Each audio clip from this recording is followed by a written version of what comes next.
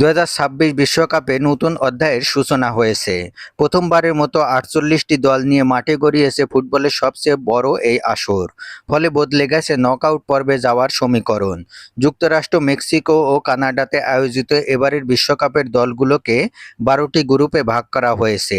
প্রতিটি গ্রুপে রয়েছে 4টি করে দল। গ্রুপ পর্বে প্রতিটি দল খেলবে 3টি করে ম্যাচ। নতুন ফরম্যাট অনুযায়ী প্রতিটি গ্রুপের শীর্ষ 2 দল সরাসরি শেষ 32-এ জায়গা পাবে। 12টি গ্রুপ থেকে শীর্ষ 2টি করে দল জায়গা নিশ্চিত করলে দল হচ্ছে 24টি। বাকি 8টি জায়গা পূরণ হবে তৃতীয় হওয়া দলগুলোর মধ্য থেকে। 12টি গ্রুপের তৃতীয় হওয়া দলগুলোকে নিয়ে আলাদা একটি র্যাঙ্কিং তৈরি করা হবে। সেখান থেকে 8টি সেরা দল জায়গা পাবে শেষ 32-এ।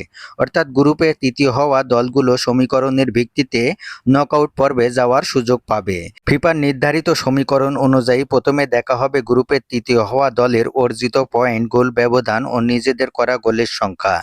এরপরও যদি একাধিক দলের হিসেব সমান হয় তবে বিবেচনায় আসবে ফেয়ার প্লে রেকর্ড বা কার্ডের হিসাব।